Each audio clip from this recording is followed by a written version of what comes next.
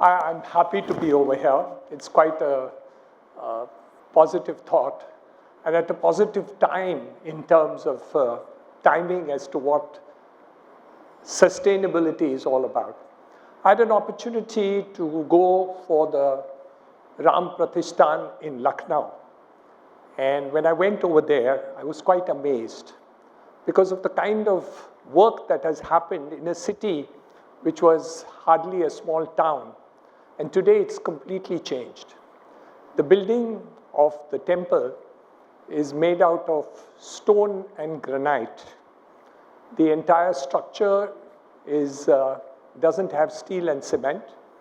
It has foundations which are 15 meters deep. It is earthquake resistance up to 7.5 on the Richter scale. And the life of this building in sustainability is 1,000 years.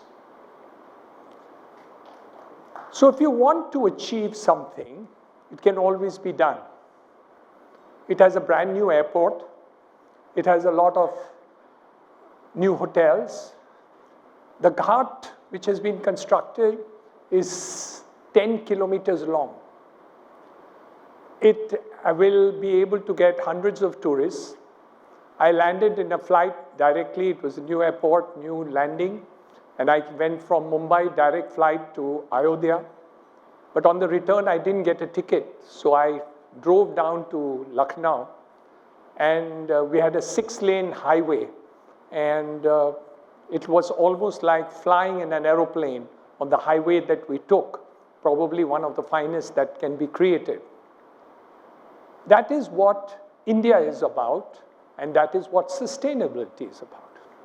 And you take a contrast with whatever else we have been doing in cities which are like Mumbai. So what do you have over here? You have a city which is the richest in India. Delhi is close competition now. The Delhi National Capital Region is in close competition, but we are still the richest city. But in contrast, 50% of the people in Mumbai live in jhopatpattis, in slums, 50%.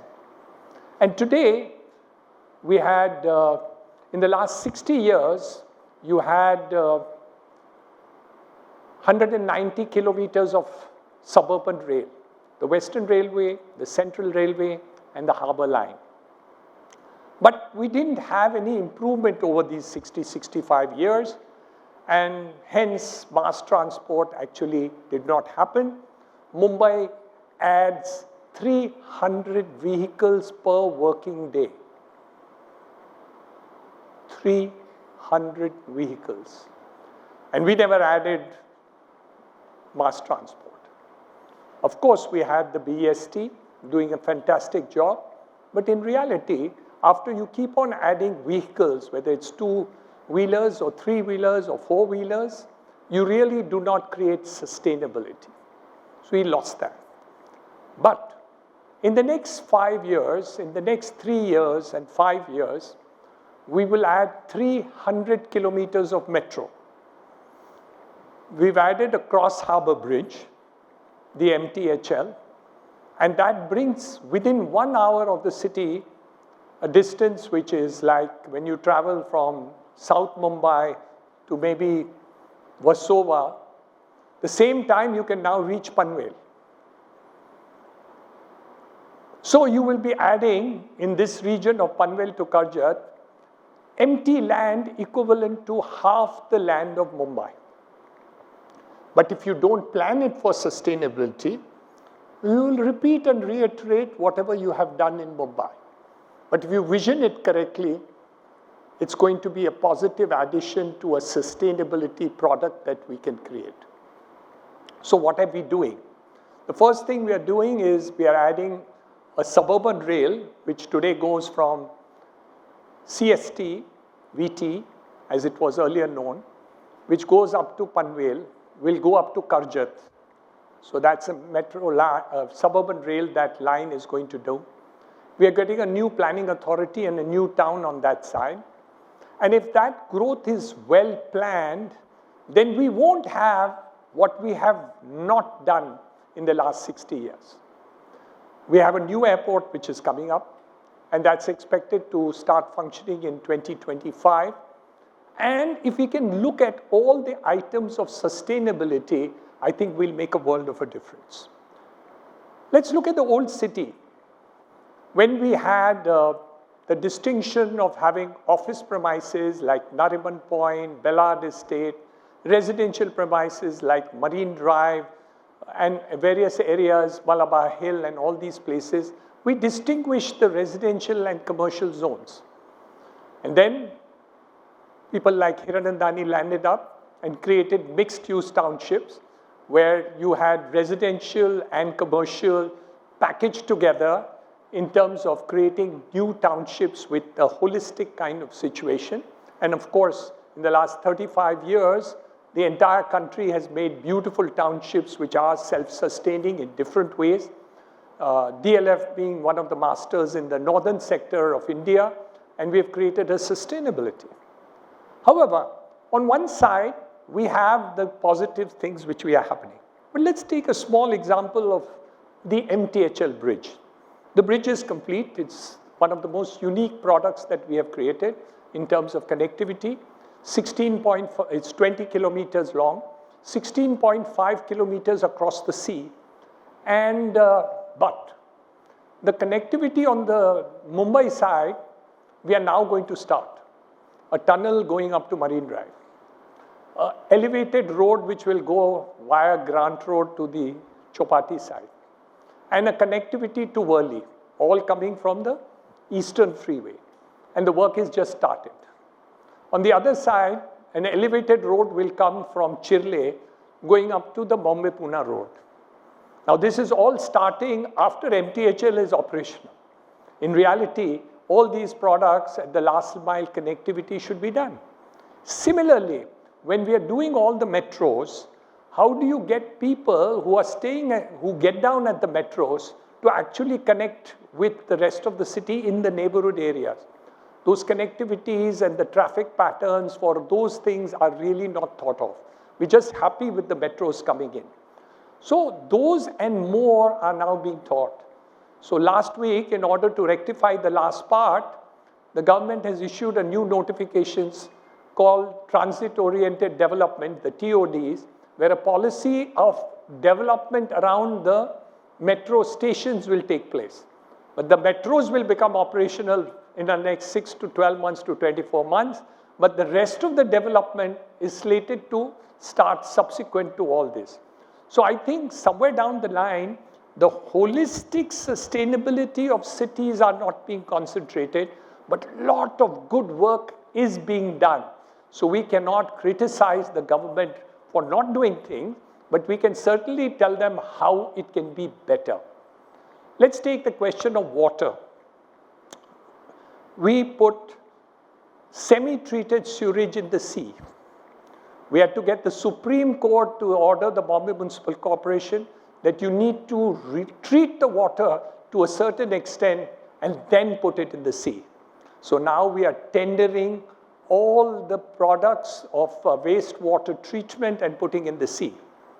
Private developers like our company put up 4.95 million liters of recycling plants in Powai and Thane 30 years ago. But the whole city does not recycle 8 million liters.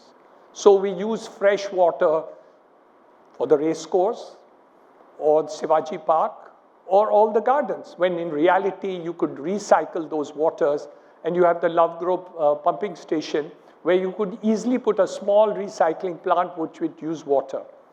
So sustainability and the other issues are certainly issues which could be easily targeted and attained, whether it is in Ayodhya, whether it is the city of Mumbai, whether it is India today that we talk about, the forestations and other aspects of which we are focusing on, greening of various areas to be done, energy efficient buildings we're doing. In Powai, we have 2 platinum rated commercial buildings, the BG House and the Crystal House, and they were amongst the first platinum rated LEED certified buildings, green buildings.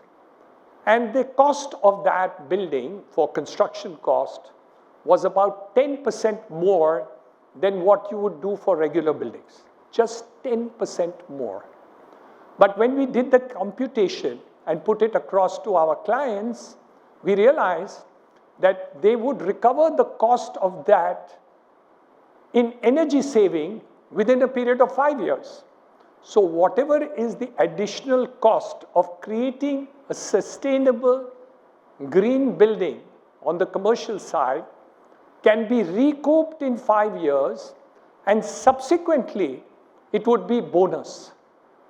So the additional cost of a green building is actually a saving, because all you're doing is putting in a capital cost which can be recouped completely in 5 years.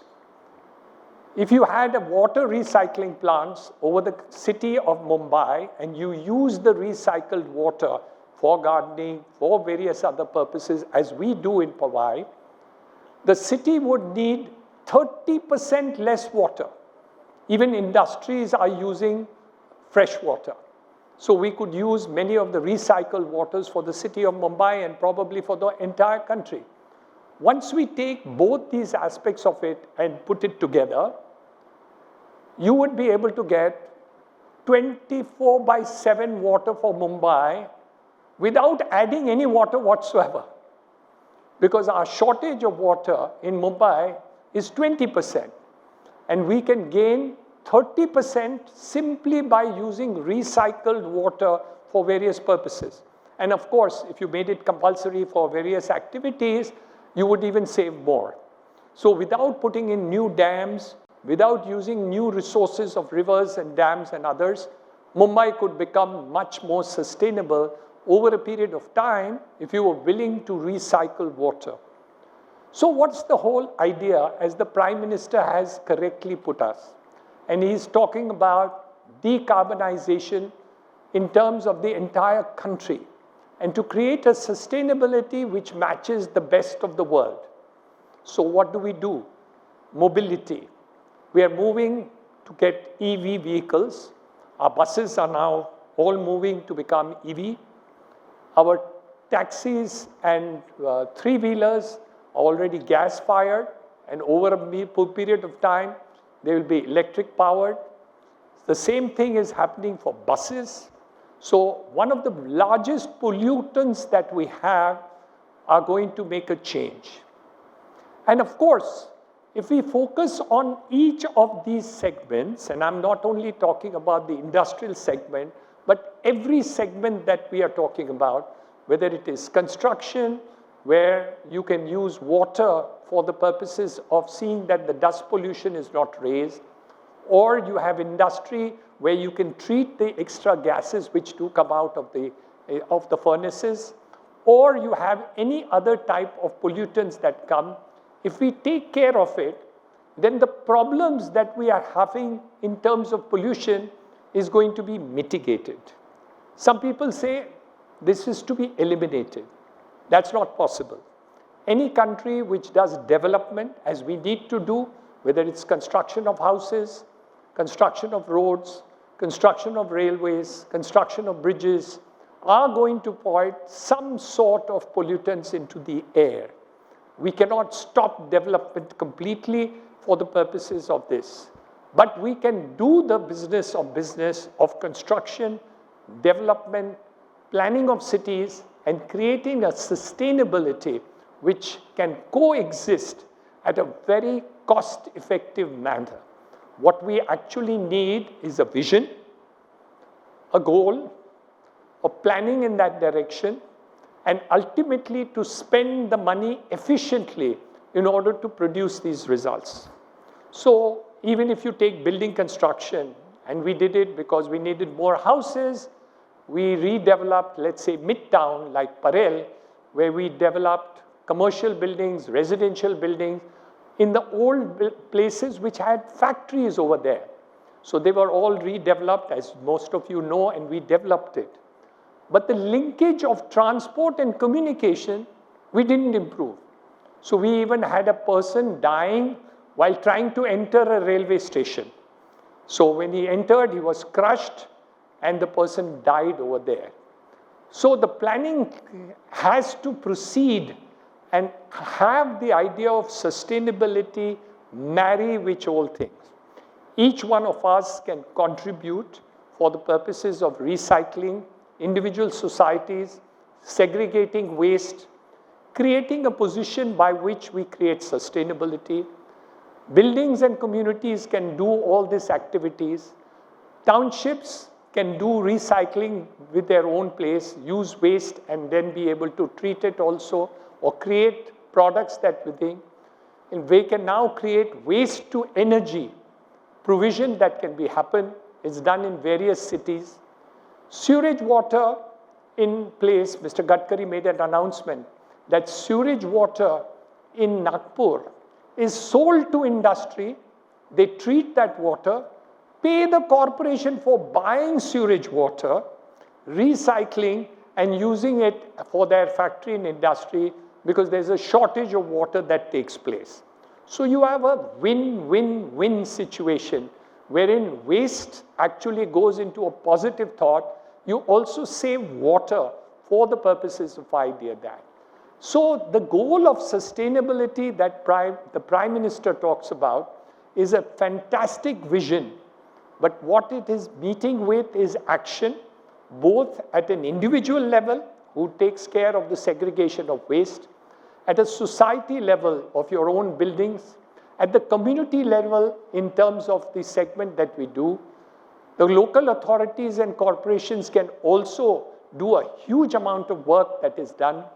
Industry, of course, is doing research in how we can create sustainability and saving of products. So each segment of industry creates the sustainability that we are now talking about. We are the fastest growing nation in the entire world. Our GDP has crossed 7%. We are a proud nation which has a huge growth. When you grow, there are problems of pollution. Other countries don't need growth, so they don't create pollution. But the idea and secret is to see that the growth is not reduced. Our target is to go to a double-digit growth in the next 2 years. The Prime Minister is conservative in saying we want 8%, but I'm sure that we will touch 10% GDP growth with the way things are going as far as this is concerned. But when you work on the environment simultaneously with the growth that we do, we will be a unique country in the world that we have balanced both GDP growth on one end, environment issues on the other, and we will not have it. Let's take the case of Delhi. I've been talking too much about Mumbai. Let's take the situation that has happened and the pollution that is created in the Delhi region. One of them has been transport, because the through traffic which comes in the city for crossing the city, they've created now bypasses, which is there. Electrification and other aspects of it, of the other vehicles, is going to happen. But the biggest problem has actually been agriculture burning, which takes place in the areas. Now that is the easiest thing that could be tackled, because agricultural waste actually is a raw material for many things that can be done. But of course, we need to put this idea and vision into action. And if we could actually see to it that instead of giving subsidies in other manners, if a subsidy could be done for collecting agricultural waste and prevent the farmers from actually burning it out, I think that is about 30% of the pollution of Delhi, or Delhi region, sorry, is going to be coming down just by doing one activity. I'm not saying this is the only solution. There are plenty of solutions to it. I was president of ASSOCHAM when we suggested some of this activity. That's why I'm familiar with some of the suggestions that were made to the government of the day. But then there has been the separate government at the center and separate at the state. And the disputes between that really prevents activity to be taking place to do it. So India is one of the unique countries, thanks to the fantastic Prime Minister that we have, that we have been able to achieve the growth, the GDP growth, the per capita growth, the positive side on one side, and still focus on environment, while other countries, actually what they have done is done GDP growth like China did, but they didn't care for pollutions at that point of time, and hence a large number of their areas have been doing. Now they are rectifying the same and trying to see that pollutants to do it. Luckily, India, we are targeted to see that both can happen. So my heartiest congratulations to each and every one of you for this attending to a subject which I believe is extremely important for us to really think and contemplate, individual level, building level, community level, city level, state level, country level, and of course we have a great leader. That's why all this will happen top down, and hopefully we will do the exercise bottom up. Thank you very much. Thank you for calling me. It's a pleasure to speak about it. Thank you.